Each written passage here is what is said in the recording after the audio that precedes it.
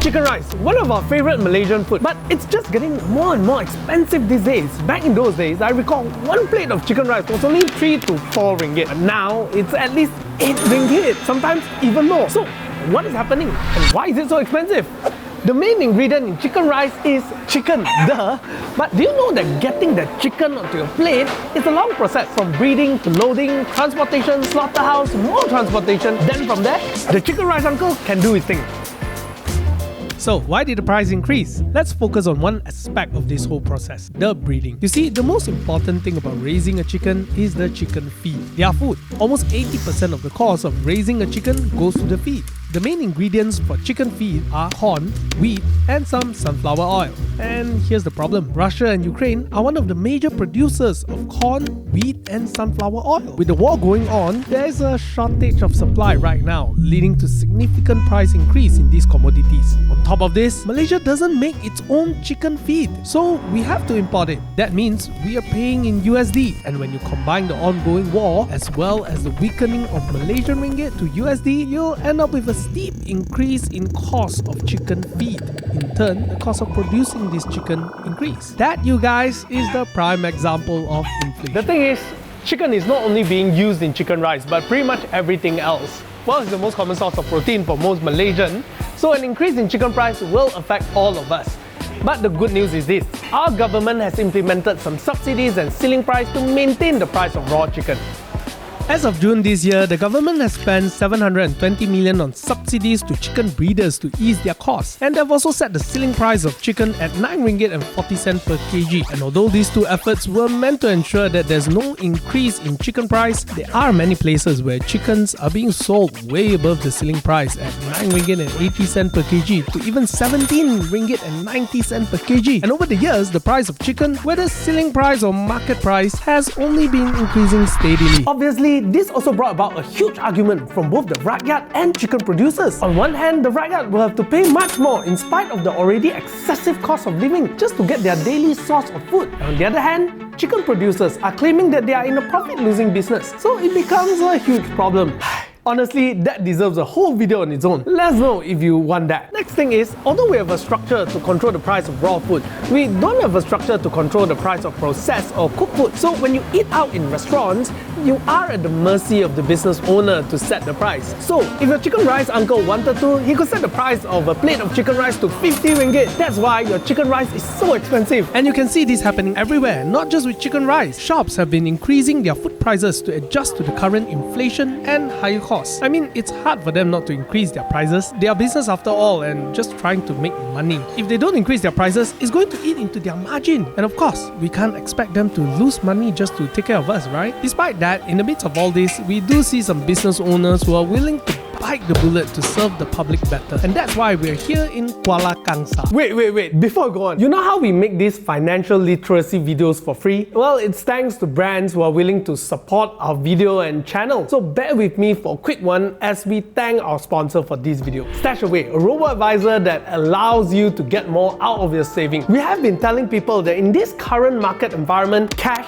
is king. But a normal savings account only offers peanut returns. So how do you maximize returns on your cash? And that is why StashAway is currently offering a campaign where you can earn up to 3.2% per annum return when you refer 2 friends to sign up for a StashAway Simple account. As long as your friends make their first deposit before 31st of August, your friends get 3% per annum return and you will get 3.2% per annum return until 31st of December 2022. For more information, do click the link in the description below to find out more. Now, back to our story.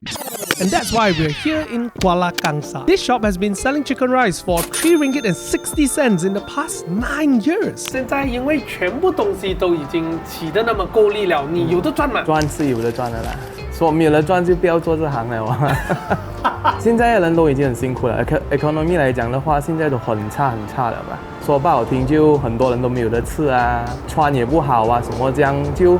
有的帮一点就帮一点了，也不是说起得很糟糕嘛。现在的物资的东西，我们的鸡价、米价这种都反而还会跌回一点点，所以不需要起啦，还是。那你怎样在这个心态上拉到一个平衡，利益跟帮助人之间？我是选择帮助人了，因为利益的话，如果起价，可能 maybe 我会卖不到这样多；我不起价，反而我可以卖更多，所以我就选择不起价的方法。是辛苦一点啦，辛苦钱啦。 Honestly, during this interview, I was thinking he's able to sell his chicken rice cheap because he's living in Kuala Kangsar and the cost of living is much lower. That's why it's okay for him to earn less. However, after the interview, we had a conversation and to my surprise, when I asked him about the cost of living there, this is what he said. 那你如果讲你冲一杯茶啦，大概一杯 kopi 样子大概多少钱3块左右。 3块左右，那这样子其实跟 KL 的生活水平，如果讲食物方面是差不远吧？如果食物方面来讲，是真的是可以说是一样，差不多。他们讲生活啊，这些人在这里，我不知道。如果我又需要租房，对，我在这里薪水可能2000出，所以这边的人全部都很省的，很省的，真的。这老板你自己到今天还卖那个鸡饭3块6，对，你生活水准也不会讲。 便宜过 KL， 你怎样做这个选择不会很心痛吗？会啊，一定会啊！看到人家，怎么人家可以坐大车啊，这样啊，我们自己就心里会觉得，哎呀，怎么我们如果卖同样的价钱，如果有同样的数量、同样的销量，我们会更好，比他更好。可是没有这样选择。 Well, we are grateful for business owners in tough times like this. But even if other shops choose to increase their price, can we really blame them?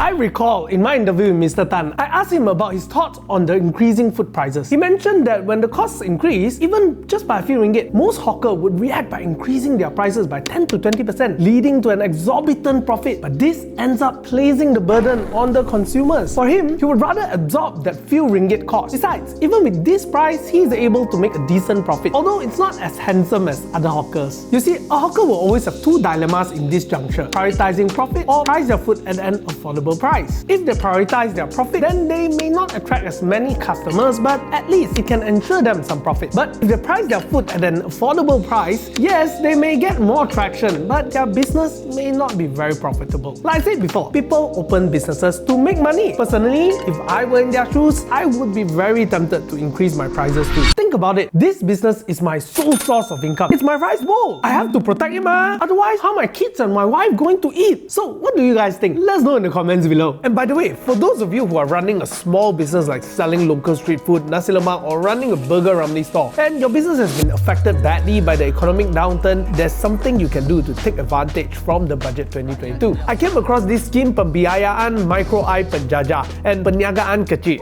(MPKK) offered by the government the other day, where you can get as low as 1,000 ringgit and until 50,000 ringgit financing with a moratorium of up to 12 months for your business to continue sustaining it. Definitely a good deal if you need cash for your business. I have also attached a link below for you to learn more about it, so do check it out.